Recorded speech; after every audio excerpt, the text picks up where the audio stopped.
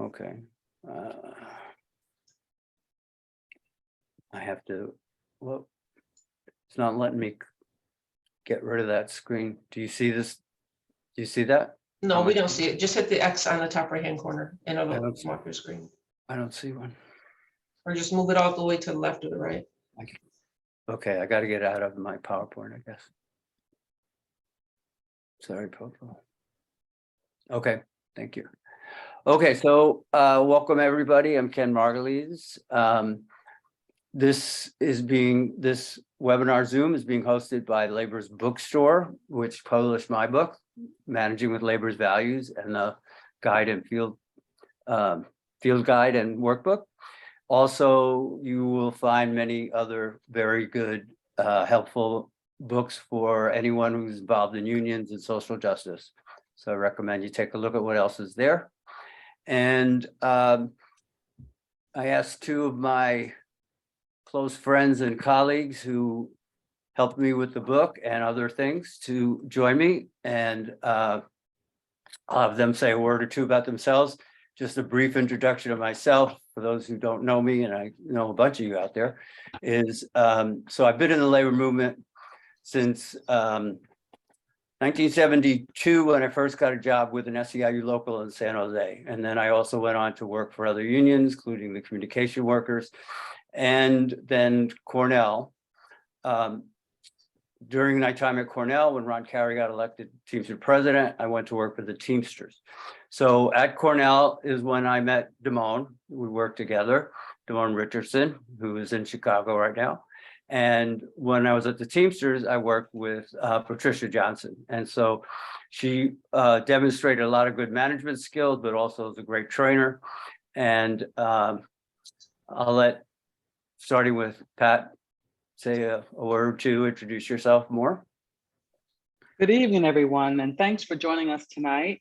As Ken said, I'm Patricia Johnson, and I am super happy to be taking part in this discussion tonight as we attempt to unpack what it means to manage with labor's values.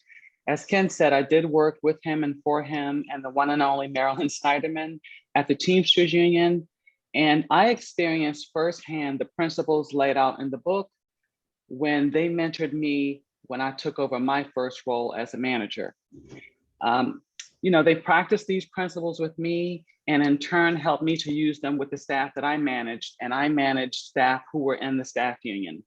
So tonight, as we explore the book and the companion field guide and workbook, we'll look at the manager's role in carrying out the visions and decisions of your organization and your responsibilities for the day-to-day actions needed to implement them.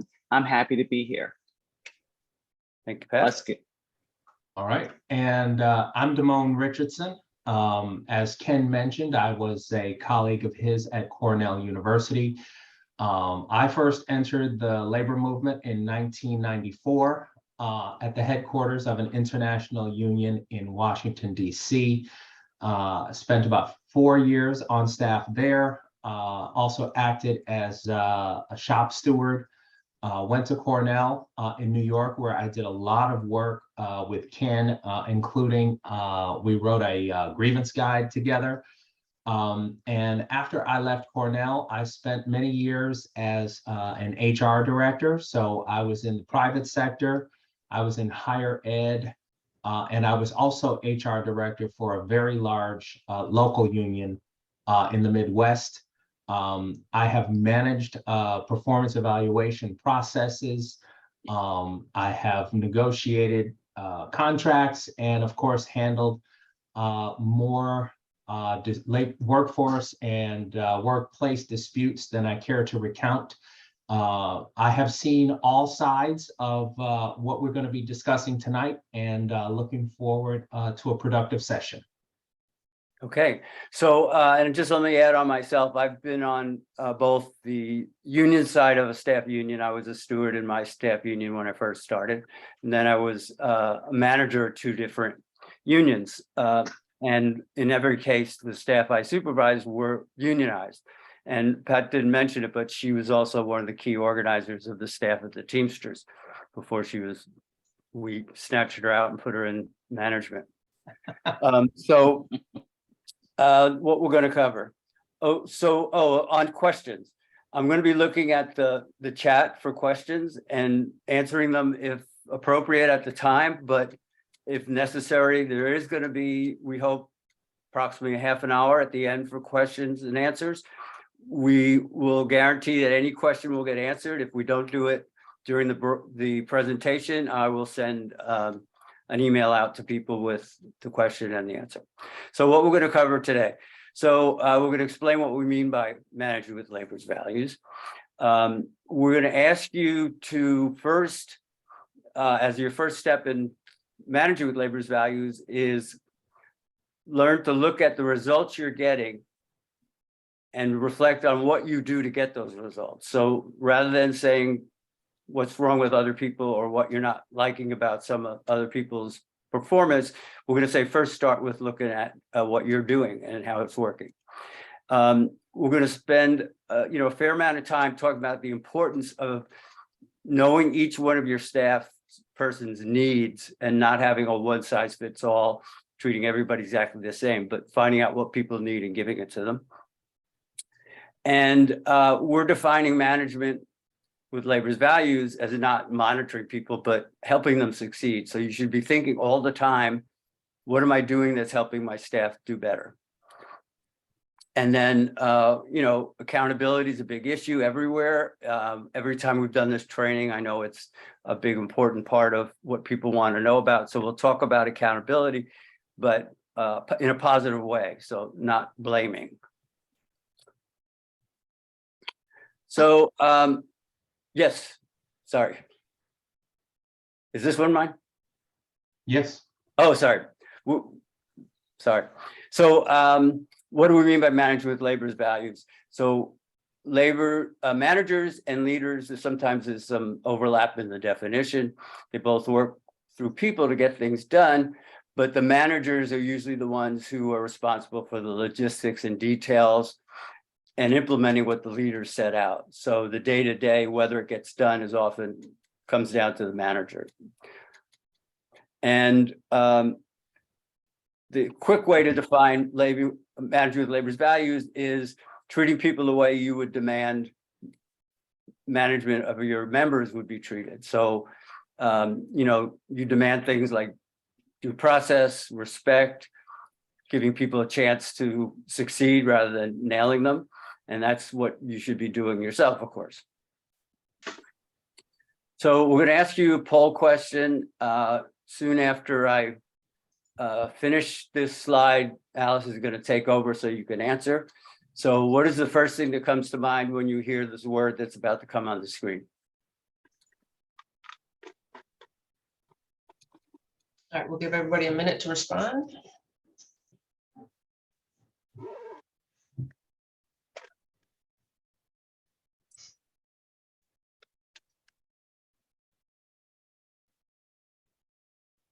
%32% have responded so far.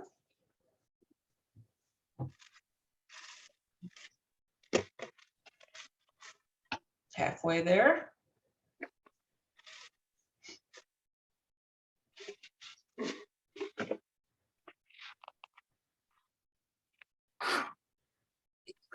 Oh, pretty good. That's 74%. Sounds good.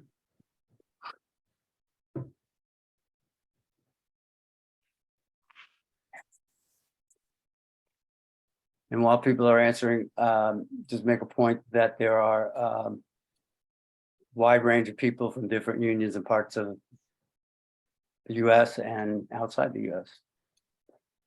All Some right, of the at people total. 87%, we're over a minute. I'm going to end the poll Okay, and share the results. All right, can everybody see the results? Because, I don't see him. No, I don't see them either. I don't. okay. I see mine. It must be the right answer. Ha! I have 48 participated. So am I the only one that can see these?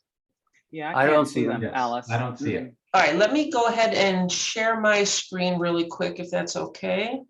Sure. Oh, There's a red box that says stop sharing. Is that something? yeah, stop sharing for a minute if you don't mind. And then there's one, share results. Yes.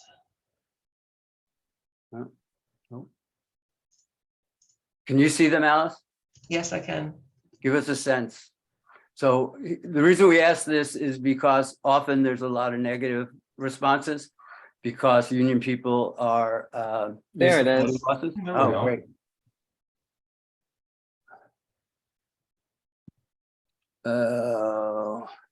Enemy, bad, frustration, bad.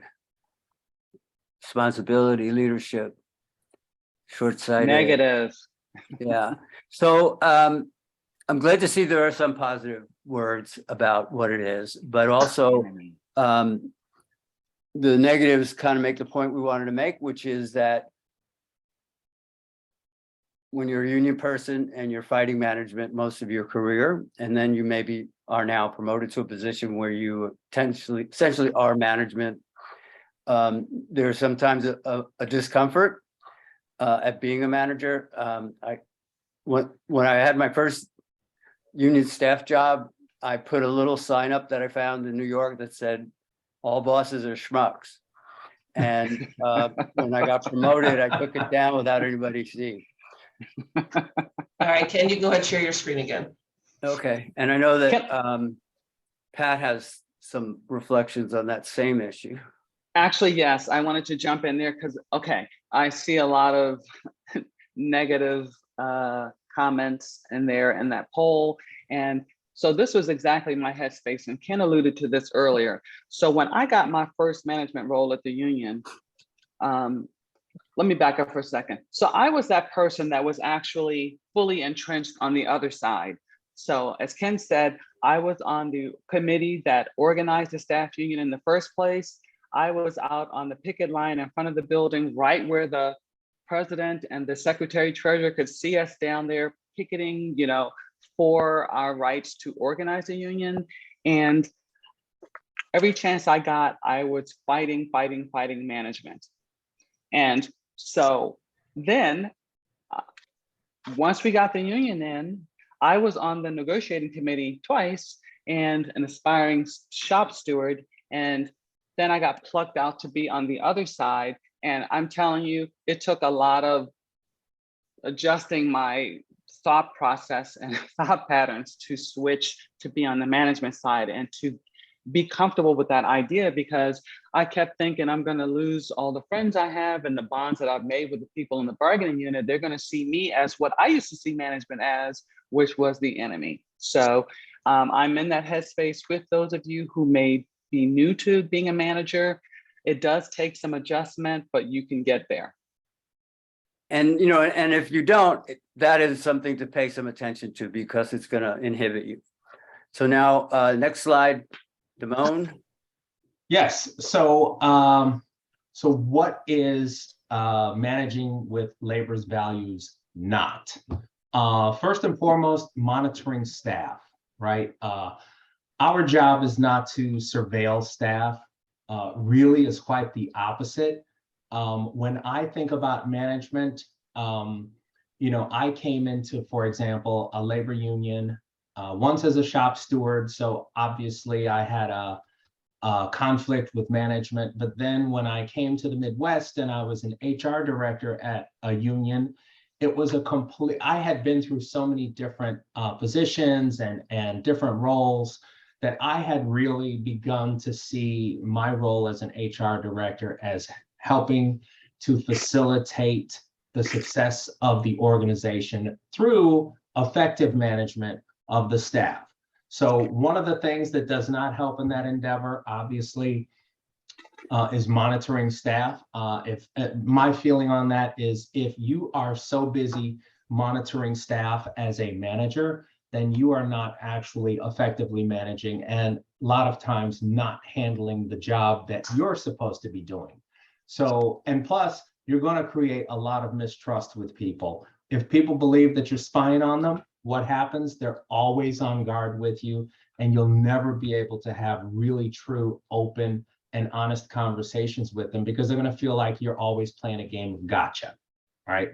Number two, using a one-size-fits-all style of management definitely is not the best route to go, particularly in today's environment. We've got diversity of gender, obviously, diversity of regionality, diversity across a wide spectrum, gender, race, religion, sexual orientation. So it's very important that we don't always see people as being the same thing. One way to communicate with some people is not effective with others. So for example, one of the things that I have always responded to at work is what we call tough love, meaning sometimes I just need a good kick in the seat, and that's going to be enough for me to get motivated. That doesn't work for everyone. Some people need to be explained things to. Some people, when you sit down to talk to them and you need to have a conversation, they first want to spend 5-10 minutes asking how the family is, how are the kids, where'd you go on vacation? And then there's other people that you talk to, and they're the type of individual that needs to speak in order to process what they're trying to say to you. So I encourage you in all of these situations, remember that everyone is different, but also remember that a key component of you being an effective communicator with all these different types of folks is that you listen to what they have to say to you. It's kind of like on those organizing campaigns. If you've been on campaigns, you know that you could talk until you blue in the face about why it's important to join a union or sign a card. But the thing is, if you don't listen, you can't address the points that are really important to that person you're trying to bring into the fold. Once a year evaluations. This one is a pretty big one. I actually have administered performance evaluation across many organizations, including union environments, including within a union. And I can tell you, I have never met a manager, well, I should say it's the rare manager I've met who has actually enjoyed doing it. And I have never met an employee who enjoys going through performance evaluation. And we'll talk a little bit about that later on as to why I think that is. I also think that, there's a lot of times that managers, they don't think about performance evaluation on an ongoing basis. So if you're a new manager, if you're an experienced manager, the one thing I encourage you to do is think about performance evaluation as a continuous process, not just that couple of weeks before all the performance evaluations are due, and then you got to get cracking on it. And it's going to be a very, very difficult for you to get that done and have that process be productive.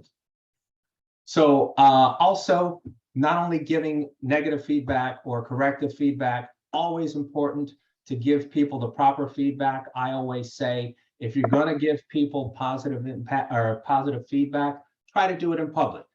Let them poke their chest out and feel good about what they've done. But I always say never, ever, ever give negative feedback in public. And then the last thing is sink or swim. Unions are very, very good at putting people in positions where, they have to sink or swim. So I always say, it's important that people are allowed the freedom to do the things that they need to do. But if you're taking a person, for example, as Pat just said, who is, an organizer for a union, and all of a sudden you throw them into a management role, there's a big transition that has to happen. And she was fortunate that she had the support of folks like Ken. So very important that when you bring people in, don't put them into a sink or swim situation. Okay. And it is always about helping staff succeed. Again, we're repeating certain things because they're so important.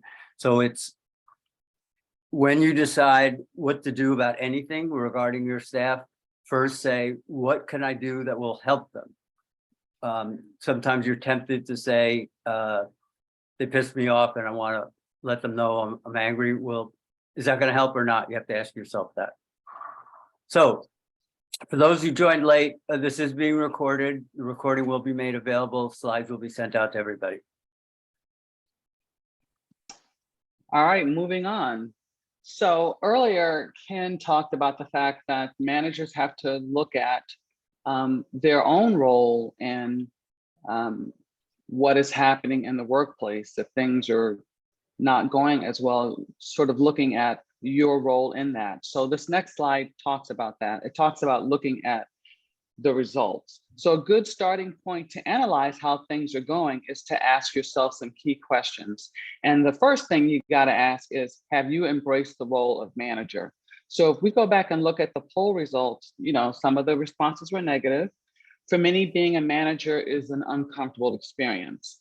Now, chapter 2 of the book gives good insights into how to embrace your role as manager, particularly understanding how important good managers are in advancing the values and agenda of your organization. The second question that we need to ask as a manager is, do staff trust you? So managers can act in ways that build trust or in ways that eat away at trust. And actually, there's 2 quotes that I want to call to your attention about trust. Can you put the second question up there, please? I'm sorry. Do staff? There you go. Thank you. So the 2 quotes that I want to bring to your attention are, the first one is from John Covey Jr. He's the author of a book called The Speed of Trust. And his quote says, "You can't talk your way out of what you've behaved yourself into." The second quote that I want to bring your attention to is from lifehacks.io. And it says, "There are 2 reasons why we don't trust people. First, we don't know them. Second, we know them." So basically, both quotes illustrate or eliminate the point that actions speak louder than words. People are watching what you do. You might try to talk your way out of things, but they're really watching what you do. Now, chapter 3 in the book and page 8 in the guide talk a lot about building trust. So the next question that you want to ask yourself is, do you know the best ways to work with each of your staff? Now, Damone was talking earlier about how one size does not fit all. So you got to put in the time and put in the effort to learn what motivates them individually and as a group, because one size doesn't fit all. And we'll go into this more in the upcoming slides. So next question you have to ask yourself, do staff know what's expected of them? Okay, this is a big one. I can't tell you how many times I've worked in different places where people really don't exactly know what they're supposed to be doing. And that is a problem, because you can't evaluate staff performance unless they actually know what's expected of them. A lot of times you could ask them, well, what are you supposed to be doing? And sometimes they could tell you, sometimes they couldn't. Sometimes expectations are communicated in a way that's unclear or was explained too fast. And it's not uncommon for organizations to say that one thing is a priority while rewarding other things. At times staff can be confused because each day seems to bring a new crisis or a new priority. But I will say that we'll go more into the role of setting expectations in an upcoming slide. And chapter 5 in the book is all about setting clear expectations. Next question you want to ask, are you doing things for the staff that they should be doing for themselves? Maybe it's due to lack of staff that you're doing this, or maybe your staff is inexperienced, or maybe the manager doesn't trust them to do a good job. Or often, sometimes you think, it's just quicker if I do it myself. But if you're doing that, you're really not giving them a chance to get better if they need help or get the training they need, or to be successful. Finally, last question. Are you putting out fires instead of managing, coaching, and developing your staff? If you are and you continue this way, things won't change because you're not really using your time to develop your staff. We know it's difficult to break out of this situation, and unfortunately, we don't have any magical answers, but it begins with deciding that you want to start managing more and using good time management to make time to change and make time to manage. Then when you're ready to tackle this, there's a bunch of good books out on time management to help you.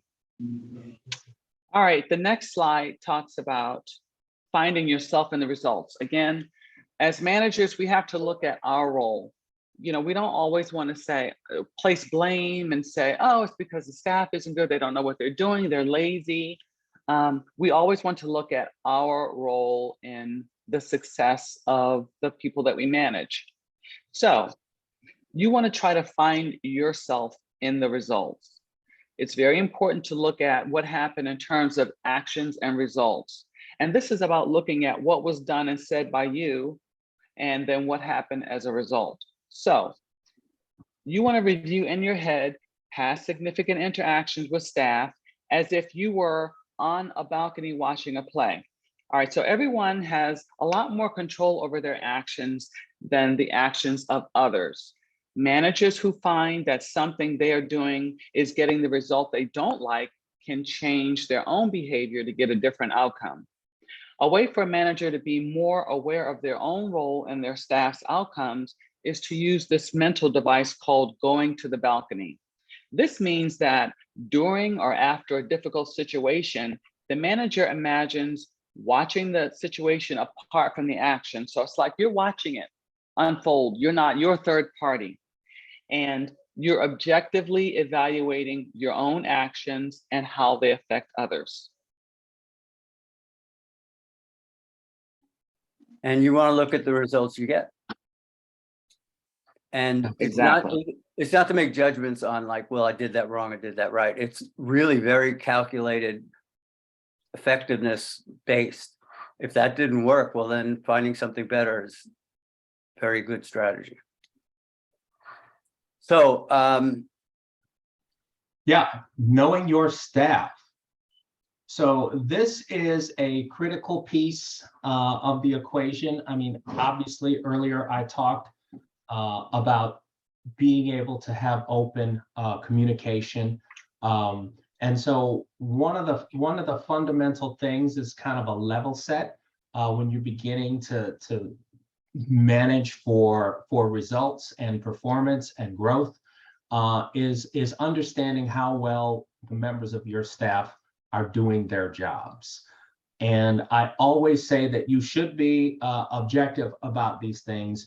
You know, we have job descriptions, which everybody has, you know, for when they're hiring someone. But then a lot of times when you drill down into the actual work, there's a lot of granular detail involved in the day-to-day work that's not included in the job description. And so it's important that you're able to kind of set the stage for what objective criteria make sense for measuring people's performance and how well they're doing their jobs.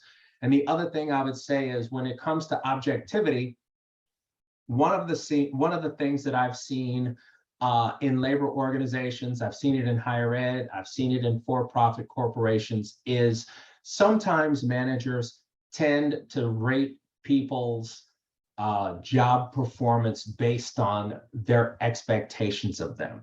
So one person who's a high producer has a very high bar for what their boss expects.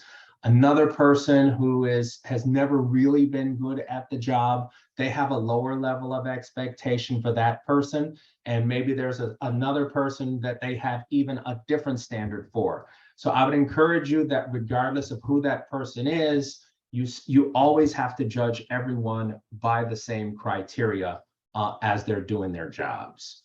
Number two, do people trust you enough to come to you for help? If people are not coming to you when they need help, there's a number of reasons why that could happen. One of them could be a perception that maybe you cannot or will not help them. And of course, the other is they don't trust you enough to put themselves out in a way that makes you aware that there are things that they don't understand or that there are improvements that they feel that they need to make. So I always say, if people do not come to you for help, and particularly when they're struggling, it's time to, as Pat said, get on the balcony, take a look in the mirror, and understand exactly what that dynamic is and how you can make sure that that person is going to come to you for help when they need it, because ultimately that is what you're there for. Do you communicate well with each person on your staff? You know, we've all seen those situations where managers interact differently with employees. Some employees, it's laughing and joking. Some, it's kind of short and to the point conversations, and all of that is okay as long as you are providing equal access to everyone, because obviously everyone's communication style is different, whether it's culture, whether it's race, religion, gender, people communicate differently. But the point is, you have to, as a manager, create that environment where people feel comfortable coming and speaking to you, whether it's asking for help, providing input, coming in with new ideas. All of these things are crucial to the success of your departments as well as those organizations. 4, are there cultural, behavioral, experiential differences that need to be considered? Of course, a young person who's a millennial or a Gen Z is going to be a lot different in terms of communication style than someone who's been in the workforce for 20 or 30 years. Right, younger people tend to want to communicate via text and via email. I'm of the older crowd. I like to use the telephone. I can use text, but I'm a talker.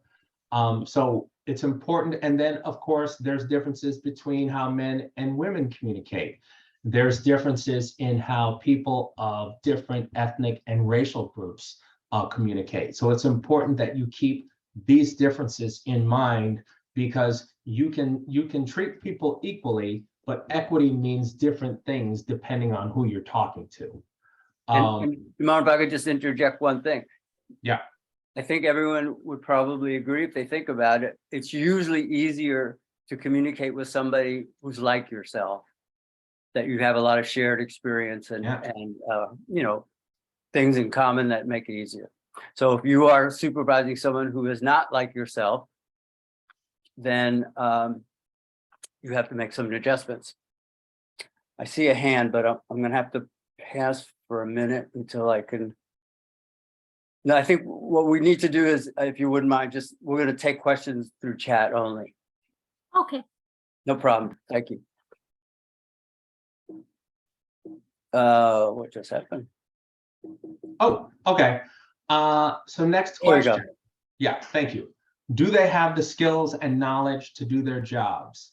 Again, some of these things are perceptual, but some of these things are managerial duties. So for example, if you see a person struggling, this is a perfect time for you to step in to be a person who can provide support. The one thing I would encourage everyone to keep in mind, though, is different people have different work styles. So for example, I'm not a rah-rah person. I just sit down at the desk and do the work.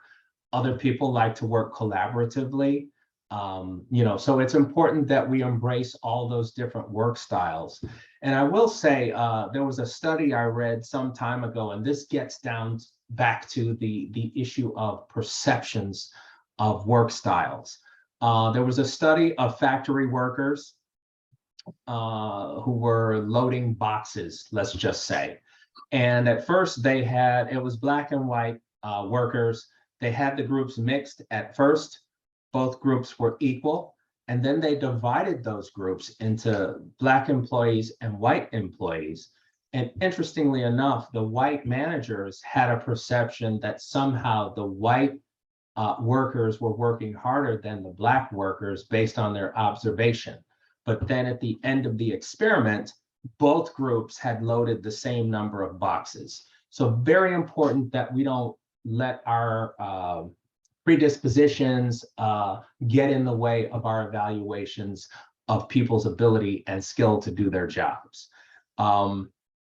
Let's see, and how motivated and enthusiastic are people about doing their jobs? That was one I touched on earlier. It's really hard to know until you know that person, and that gets back to knowing your staff. Some people are high energy, some people are not, but if we can accommodate everybody's work style, we can get the best out of everyone, and that is really a key piece of being an effective manager. And then how much support and direction do people need? That, again, I believe, in my experience, is a question of building up a relationship where people trust you and they feel willing to communicate with you when they have a need or they're having some kind of insecurity in their position. And just to point out, at the top of the slide, it gives you the page where there's a form. I mean, essentially what Damone was doing is going through the questions that are on a form that you can use to get a reading on your own staff. Not so much to evaluate are they good or bad, so much as what do they need from you. And so these are the kind of questions that will help you with that. And so on the next, so it's me, right? Next slide, we've defined what we mean by direction and support. So this concept comes from a book called Situational Leadership, which has been around since the late 60s, very well regarded and used. Essentially says that in any particular situation, how you manage or lead has to be adjusted for the situation, like what's happening and the people that you're involved with. So in terms of managing people, they broke it down fairly simply into direction and support. So direction is telling somebody or showing somebody how to do it. So if the problem or the issue is that somebody doesn't have the skill yet or the experience or the nuances of a job, then they need direction. And especially people who are newer at their job or at a particular new task, they need a lot of direction. If they're very experienced and you give them lots of direction, that's usually called micromanaging and people hate it. But if you are new and you don't know what to do, you need that direction. Otherwise you're putting them out to sink or swim. So the support part is the kind of the relationship dynamics that go through. So somebody may not be able to get motivated until they understand exactly why what they're being asked to do matters. Some people need to see how it fits into the big picture. Some people, as it mentions on the slide, maybe they lack confidence. They don't think they're ready to do it. But if you're the manager and you think they are, you encourage them. There's ways that you get them to try it, and usually that works. Sometimes people are against what they're being asked to do. And your job as a manager is to find out what's that based on and how to work through it if you possibly can. The point here is if you give the wrong kind for something, it usually doesn't work. So if the reason somebody's not performing the way you hope they would is because they don't want to, giving them more direction is just a waste of time. It'll just make you both angry. If the problem is they don't know how to do it, all the encouragement and you're great, don't worry about it, I believe you can do it, is not going to help them either. So you have to have the right mix.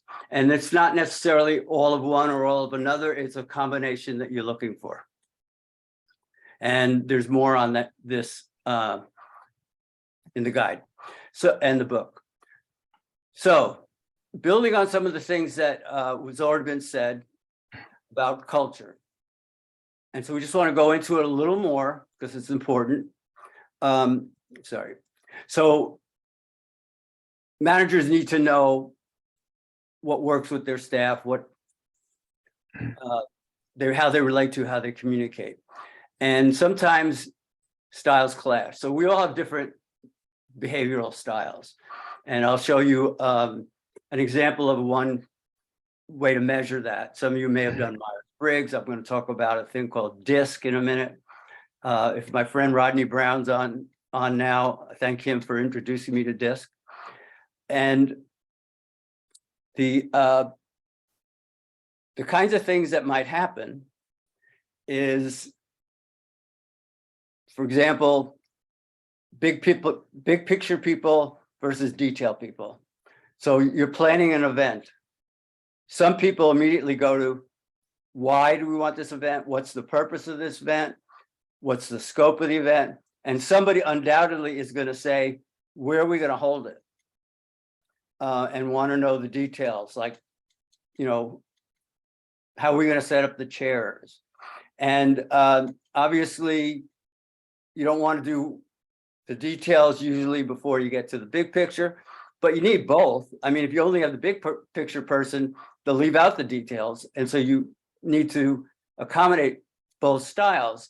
And sometimes that doesn't work. The person who's big picture is annoyed that they're bringing up the details. The person who brings up the details thinks they're being ignored, and it's not a good situation. And there are lots of other kinds of behavioral, cultural, communicational styles that might clash. Oops. So everybody should be aware of their styles and adapt as necessary, but it's really, when it all comes down to it, it's the manager who is in the best position to make the adapting. So you can't just say, well, that's my style, they have to learn to live with it. But it also doesn't mean you have to change who you are and be what other people want you to be. It's a negotiation and a trade-off and looking for some common ground. So here's this is a behavioral inventory kind of thing. And you take a quiz, you fill out a booklet, lots of questions. What would you do if this happened? What would you do if that happened? At the end, you get a profile on which of these behaviors you are likely to be most comfortable with. So a D is like a hard charger, get things done. An I is someone who's really at the process and relationship. The others are detail and well-being and things like that. Nobody is purely one or the other, although Rodney's experience in union people is there's a whole lot of D's out there. A whole lot of let's get it done. The hell with process. We don't have time for that. Let's go.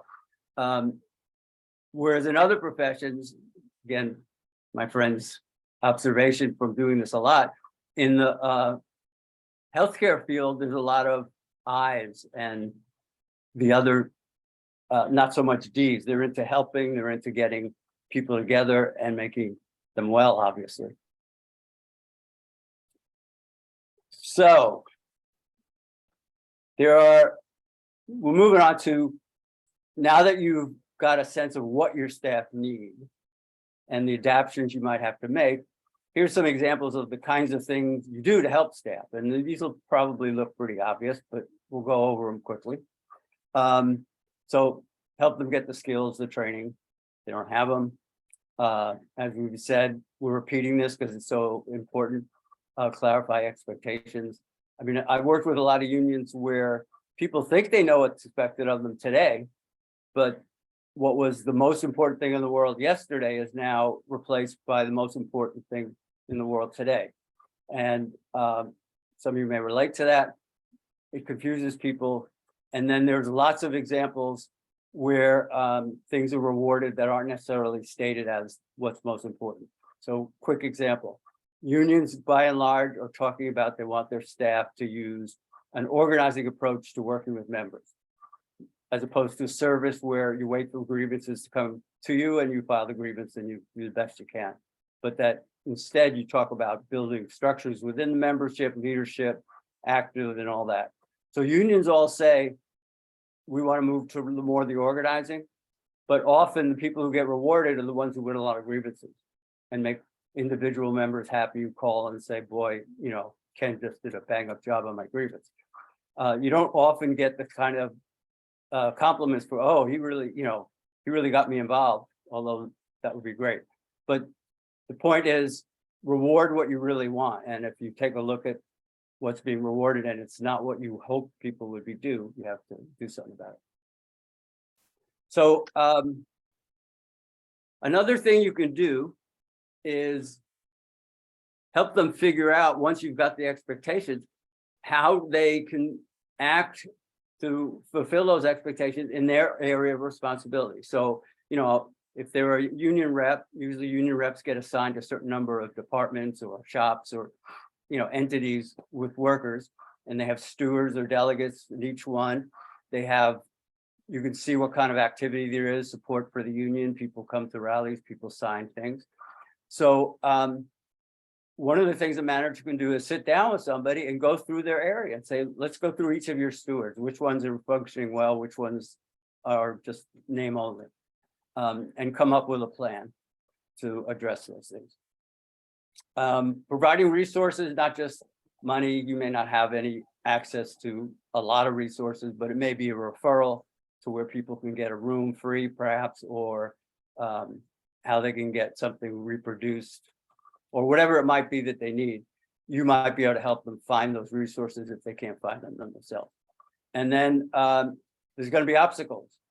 A lot of times those obstacles are political, internal political, and a manager may have to run interference. They have to call somebody from another part of the organization to smooth the way for your staff to have an interaction in their turf, perhaps. It might be resistance from some people, and it's not something the staff person can overcome themselves, so they're going to need some assistance, advice, maybe intervention.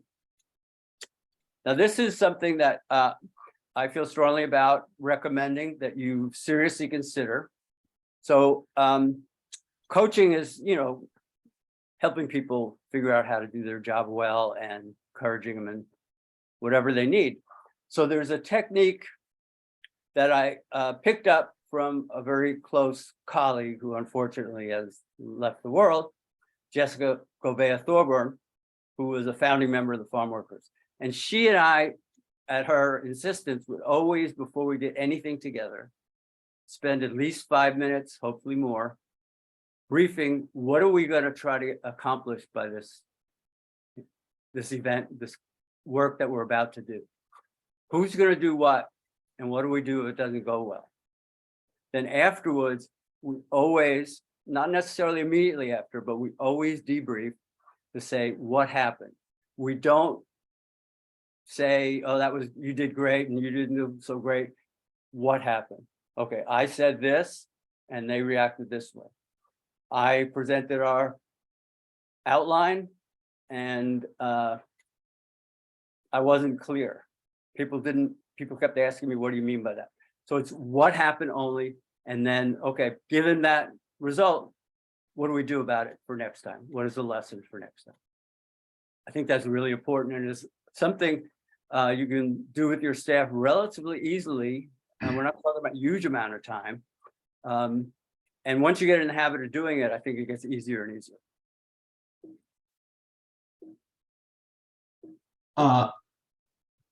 And then we talk about feedback, and we talk about how evaluations once a year aren't very helpful. Feedback is.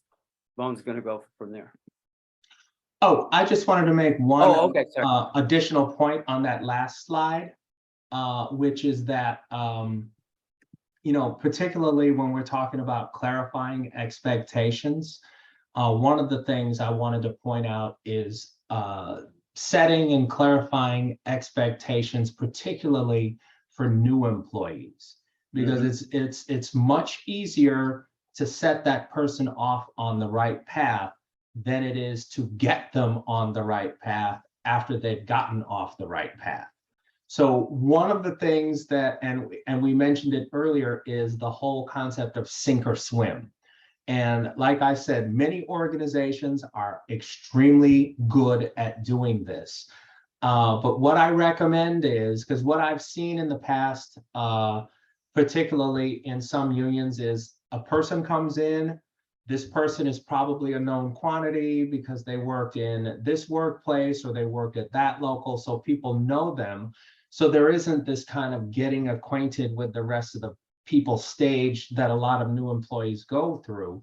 But there's never that opportunity, particularly on the first day, for that manager to sit that person down and set the level of expectation and run through exactly what's supposed to occur in their new role. So when you have new employees, I encourage you to have a checklist and not just kind of pair that person up with a high producer or a top performer, and then let that person teach them what they do, because what works with that top performer may not be what can work for that new employee. So always take that opportunity day one to get that person off on the right track.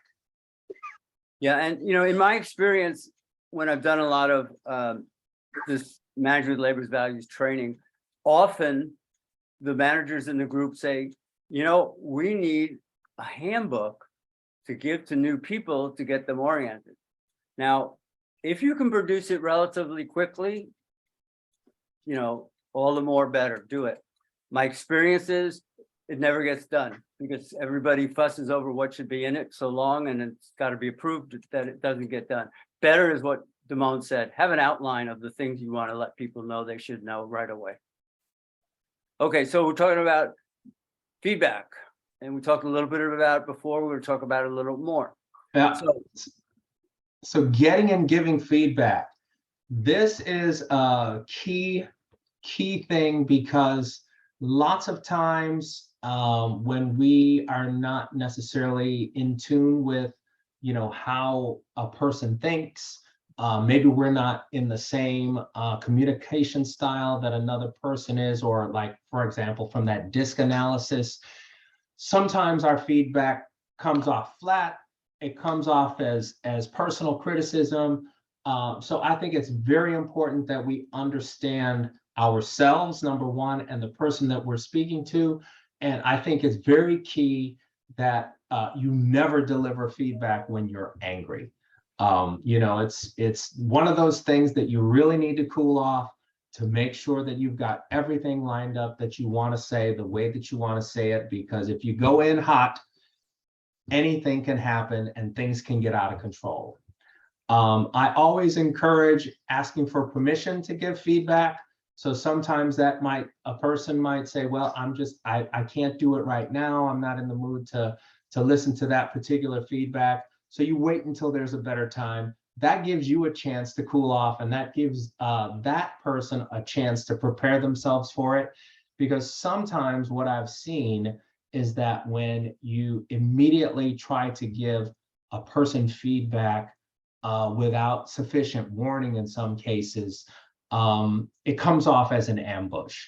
And once that happens, you begin to lose that person, and they don't have the trust that they need to have in you to be able to communicate effectively and do the best job possible.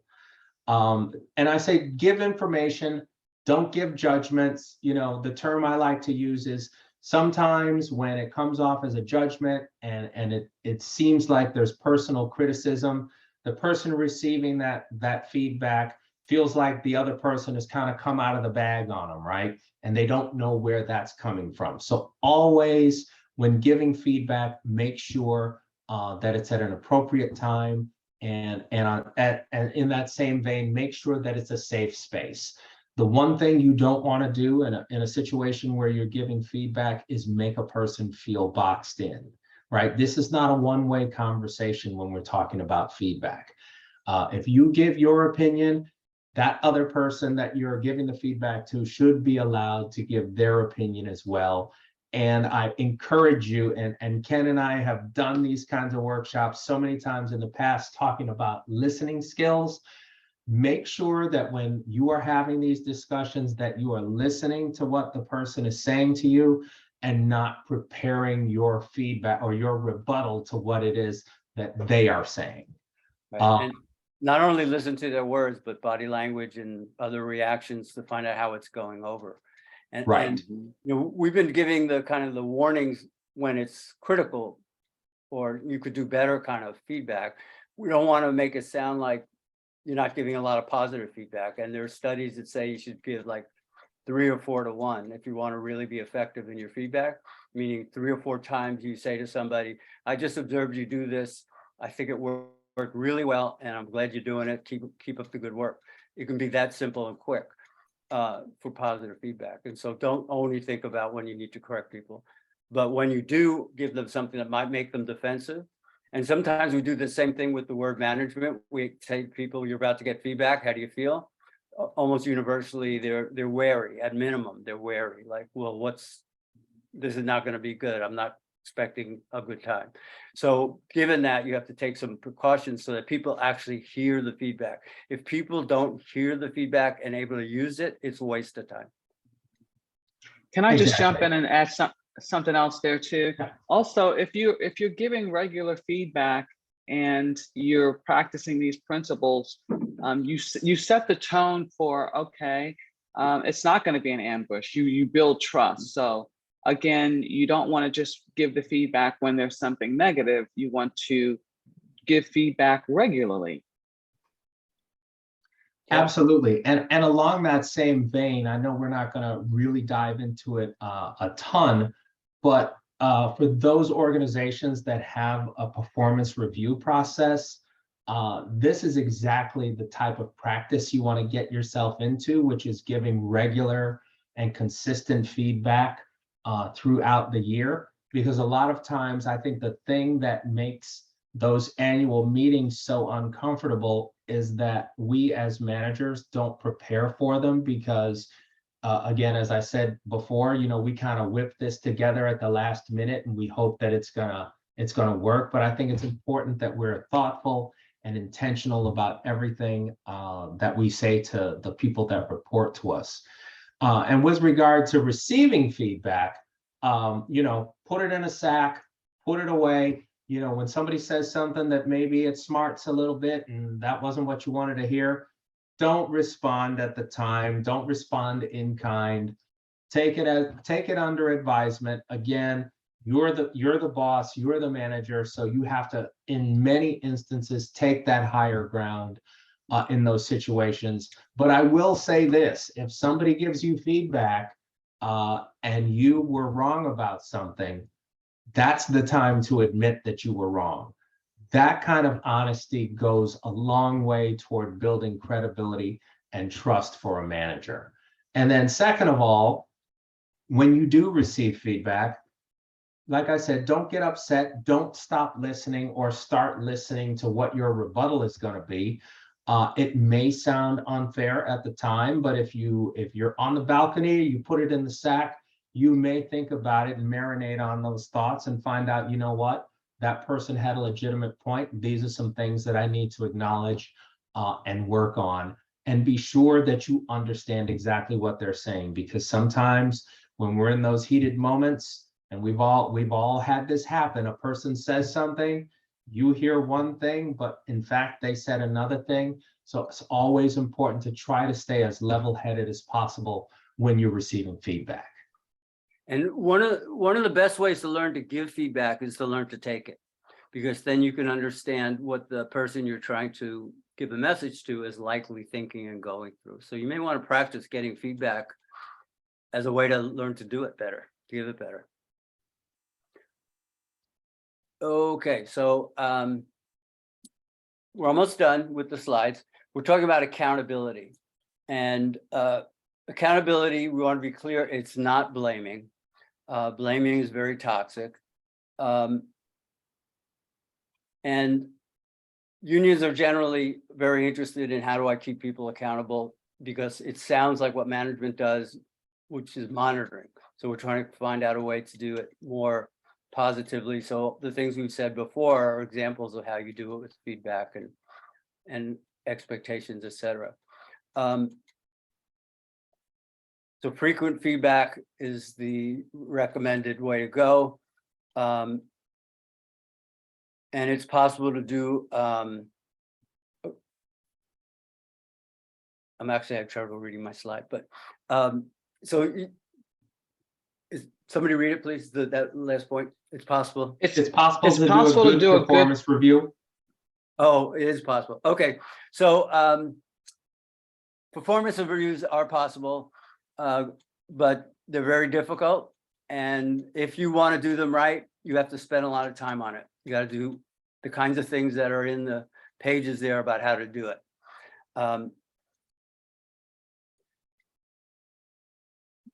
Now, this is something that's described in the book and in the guide.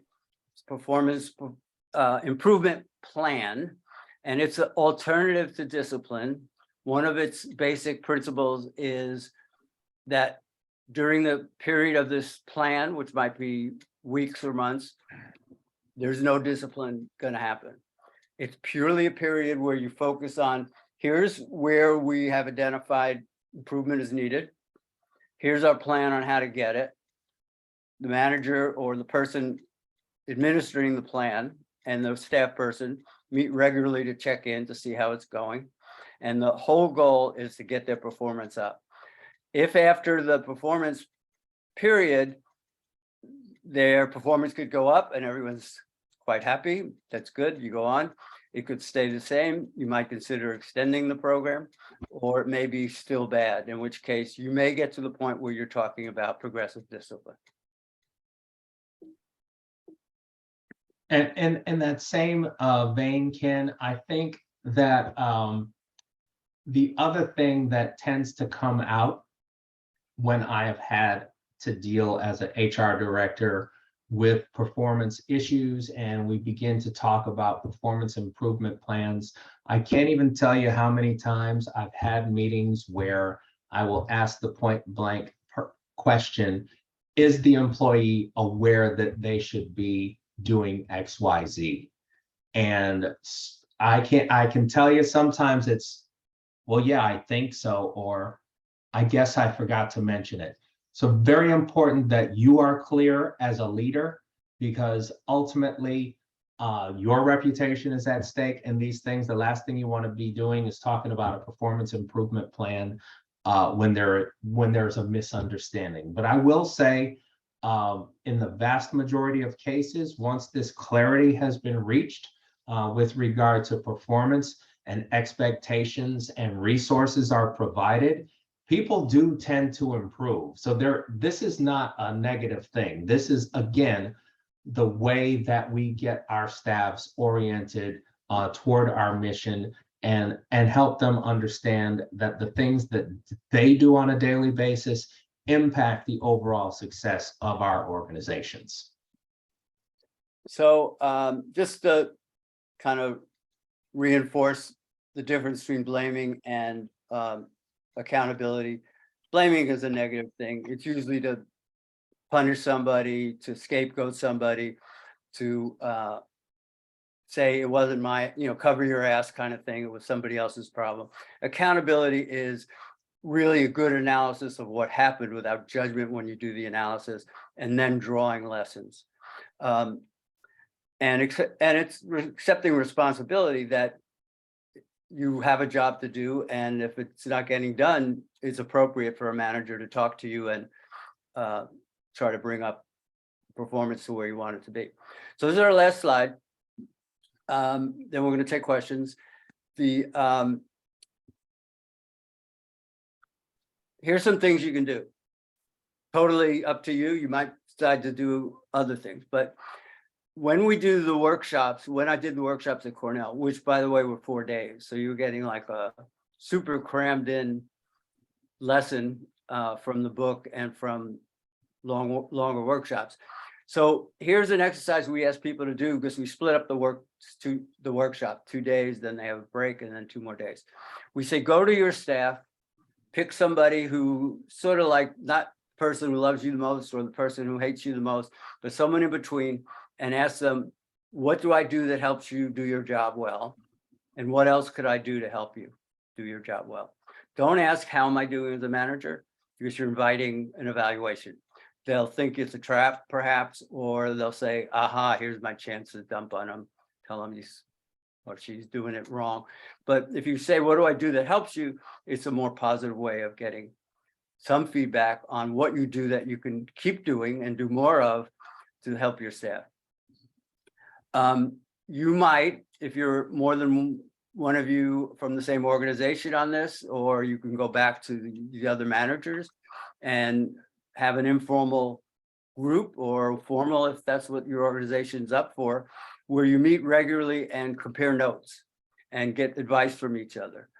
Also gives you an opportunity to try to get more consistency, because an issue with a lot of organizations, including unions, is some staff are held to one standard or expected to do things a certain way, and other people get away with not doing it. Maybe some people have to make more reports than other people, and the people who have to suffer with the reports say, how come they don't have to do it?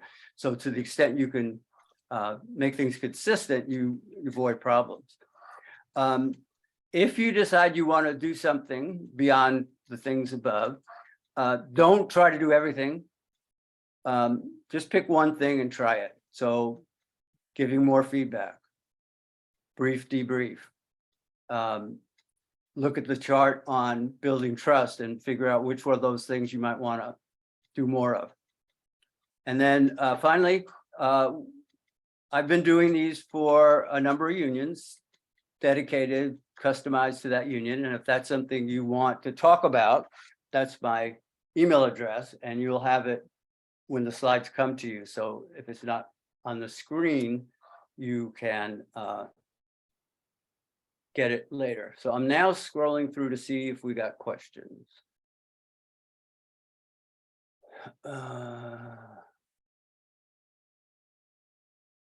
Okay, so 2 questions that I think are related.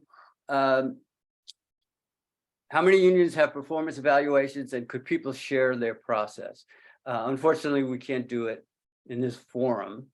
If people want to send in things, we can share them with each other.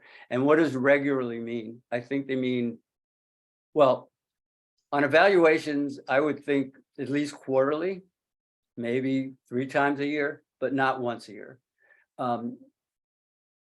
Feedback should happen every day, just about every day. There should be feedback going back and forth. And people who develop really good working relationships with each other get in a habit of doing it, and they like it. They don't get, it's like quick. You know, I've had relationships with that with people on this call and with others where it's like, I can say, do you think when you said this, what did you think of the reaction you got? Because I thought it might have been a little off. And that's, you know, and they say, yeah, I think maybe, or no, I did it for a particular reason, but I didn't like the results. So maybe we've got to do something different. So that kind of frequent feedback is desirable. Yeah, I agree with you, Ken. I think annually is definitely not enough. You know, continuous feedback that is, you know, based on situations and experiences is great. But I think you should definitely have something that's codified at least quarterly or at the very minimum semi-annually. Okay, so I have somebody said, how do you know if you're communicating well with staff? Because you may think you are, so how can you be sure? So again, being very observant and attentive for clues, both, you know, verbal and physical. Observing the results. I mean, if people that aren't doing the things you thought you discussed with them, that's a pretty good clue. The communication is not very good. Maybe it's deliberately not good because the person's pissed off about something, or maybe they didn't like the way you said it, or maybe they didn't know exactly what you said. There are a lot of misperceptions in our life. I mean, there are all sorts of exercises and videos you use that show how easy it is to miss information and to get the wrong impression of what people are trying to do. So it takes work, and it may take a frank discussion. Say, you know, talk to me. I'm not sure we have as good a communication as I would like to have, and maybe as good as with some of the staff I've known longer. So give me some feedback on that. Yeah. Is there something I'm doing that you think could be different that would help you? Okay, somebody's recruiting. So go to Union Jobs if you want to look for jobs. Oh.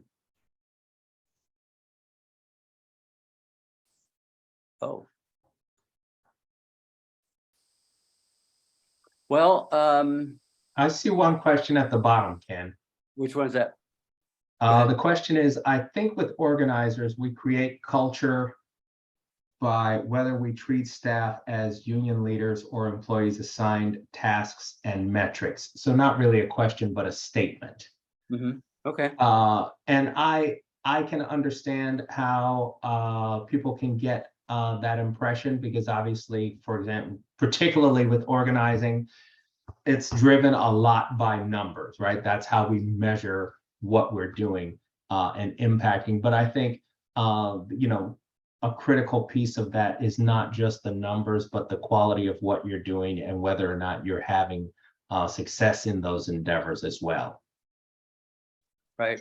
There was a little bit of an exchange about what would you do if your staff went on strike? Would you cross the picket line? Nobody would be happy with having to do that. Often when that does happen at unions, they let people work from home, so they're not physically crossing a picket line. I guess that's a significant distinction, although someone might argue it isn't. I've never crossed the picket line, so I would hate to be in that position. I guess I would figure out what's the most appropriate thing to do at the time, and I think that's what most people would do.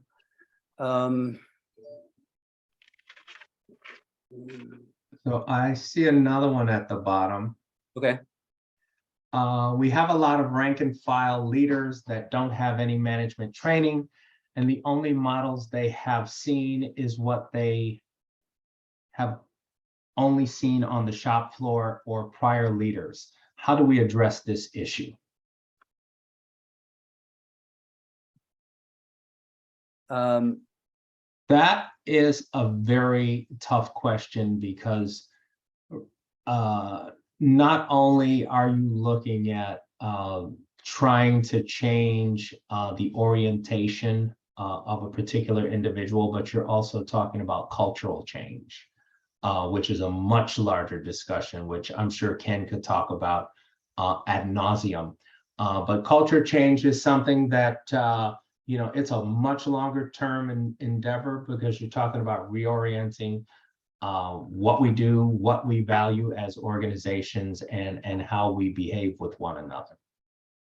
And to a certain extent, this is getting at an elephant in the room, so to speak. So the history of this management labor values workshops and the books and my activity around them are that when I was at Cornell, we had a labor advisory committee of labor leaders in the area, New York area, and we asked them what kinds of training or consulting or services are we not providing that you would like to have, that you think you need. And they said privately, with the agreement that it wouldn't go out of the room, we're not very good managers of our staff, and learning how to do it better would be helpful. So along with some colleagues, we designed the workshop series, and it's been going on for about 10 years, still does at Cornell. And then I got the idea to write the book. It took me a long time, but I finally got it out there. And we also did a study. We interviewed several hundred people in unions, in management, and also heads of staff unions and some staff to find out how well, what's going on with management of staff. The result was quite embarrassing. It was bad. Just a couple of things from the study. And I think things are getting better, but there's a huge way to go. It's not like we've turned any corners. One, we asked people, how do you keep staff accountable? One guy said, well, you'd have to be an idiot to get fired from here. Other people have this quote from one of the things I wrote, which is if you ask the average union person, leader, manager, how well they manage staff, they'll probably admit not so great after the nervous coughing. So there's a lot of recognition that it could be better. There's some frustration with it not being better. There's a lot of anger and cynicism sometimes. So the way I like to approach questions like that is, what can I do to get people thinking a different way?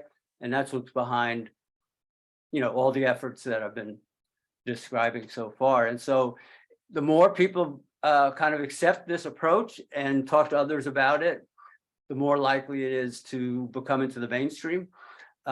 Referring back to something I said earlier about the service model versus the organizing model, that was an idea that was happening and being discussed until an article was written to kind of name it. And I think in terms of the idea of which was the one union should do, pretty much the organizing model as a concept has won. Nobody's arguing we should just do grievances, but it doesn't mean that every union has made that shift. Some have done different levels of shifting in that direction, but they're still struggling. So I think that's the same thing going to be here with management. Improving management is something that we hope gets started, that it gains adherence, and then people start figuring out how to do it more and more. I mean, the labor movement has so many issues. I'm not saying this is the most important one, but I do know that it's very hard to do all the other things that we need to do if you have staff who are either not utilized well, frustrated, angry. If you have managers who are totally overwhelmed and not able to do very much beyond keep putting out fires. Those are things that need to be addressed for the labor movement to move forward. I think they all have their place. They all have their relative merits to figure out how to put them in one strategy. But this is my contribution. This is an area I thought I could do something in, and that's what I'm doing.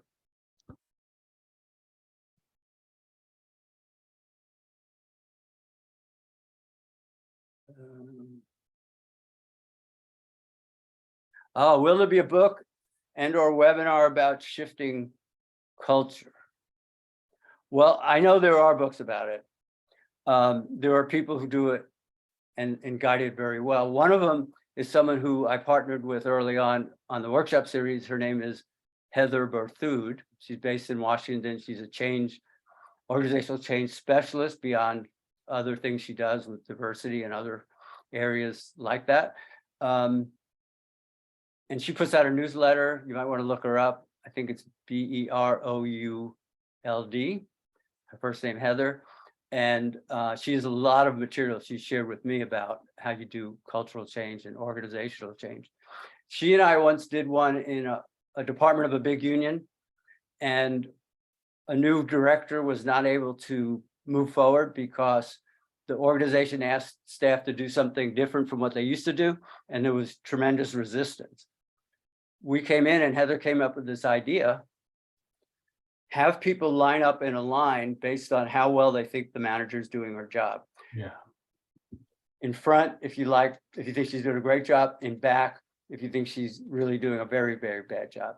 And what ended up happening is most people were sort of in the middle, a little to the front, and then a couple of very loud people in the back.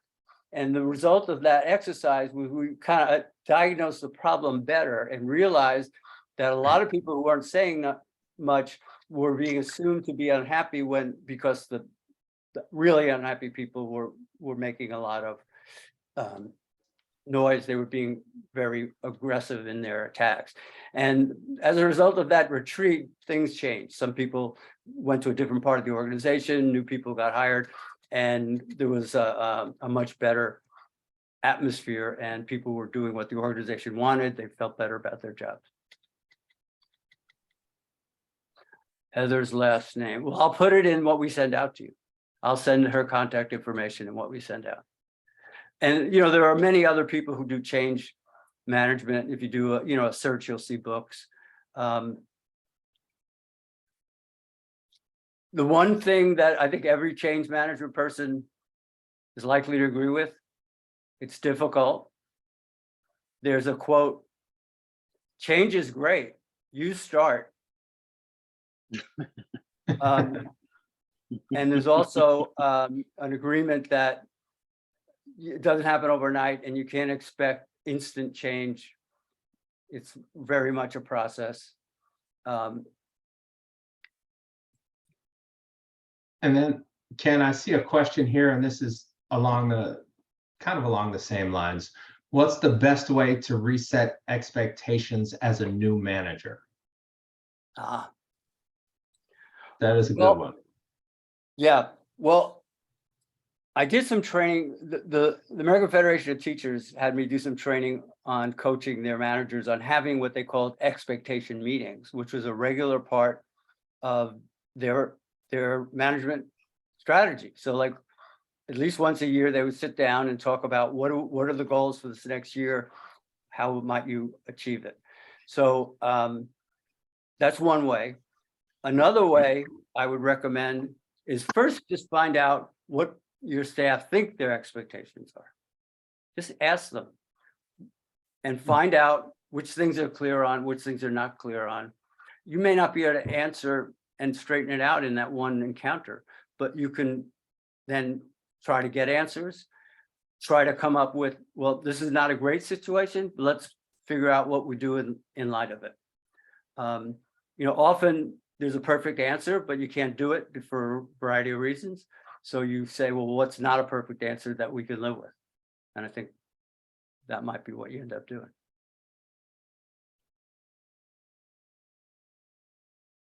So everybody who's saying thank you, you're welcome. Yes, I want to keep the discussion going. That's what I do. I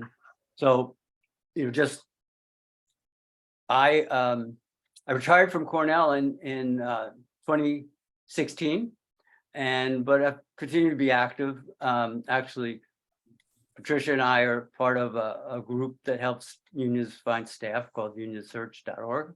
And I've been working on this book a long time. It was stalled for a long time until I got a kidney transplant about 2 years ago. And while I was recuperating, my wife, Robin, said, finish the damn book. You got plenty of time now. And so I did. So thank you, Robin, for that and many other things. And especially thank you to my kidney donor, who is a labor movement person, Joanne Lowe, some of you might know. And with that, I'll see if my partners here want to make any closing statement, comment. You want to go? I just want. Go ahead. Yeah, sure. This is Patricia speaking. I just wanted to thank everybody for taking the time to come out tonight and to join this very important discussion that we're having, because, we want to do our best to promote the labor movement and to make sure that the people that we serve and the people who we manage can reach their best potential. And a big part of that sometimes is talking about it, and just getting the questions out there and getting as much information as you can and networking. So thanks for that. One thing I did want to go back to, someone asked about, because I cannot see the questions here. My screen is stuck, so I can't see the chat anymore. But there was a question about changing the mindset of people who were on the shop floor who are now managers. And one of the ways you might be able to do that is just by scheduling a session with Ken, having him come out and sort of, because he'll tailor this to your organization. So that might also be something concrete that you could do. But in any event, thanks for coming out, and let's continue the conversation. Right. Just a quick thing on that. Most likely, if I was able to do it, it would be remote, because when you have a transplant, you suppress your immune system. So I'm very vulnerable. And I just want to say thank you, everyone, for coming on to this webinar tonight. The fact that you're here shows that you care about the work that you do, about the people that you manage, and you want to do it more effectively. And so I applaud you for doing that. We as managers, particularly in labor, have never had an easy job. We wear a lot of hats. We take a lot of arrows sometimes, and I just think it's important to acknowledge you and the work that you do. So kudos to you for being here tonight and looking to do what's best for your organizations. Okay, so Alice, I think wants to remind you, if you haven't already, to fill out the evaluation, give us some feedback on how this went and suggestions for the future. Any other words, Alice, before we? No, I just, as everybody else, thank you very much. And when you exit out, you'll get the evaluation, and in there you can put what you want to suggest for upcoming classes, because I see a lot of suggestions in there. So if everybody just wants to fill that out, take a couple minutes, and then we'll try to get some other webinars coming up. Okay, so again, you will get the slides. You will get a link to the recording. And any questions that I see weren't answered or not answered as completely as possible, I'll add that on. I'll give you the contact information for Heather Berthoud and anything else I think of that might relate to what you've asked. Yeah. Thank you very much. Great. Thank you. Thank you. Thanks, everyone. Bye-bye. Good night. Good Good night. night or Good night. afternoon. You. Bye, thanks.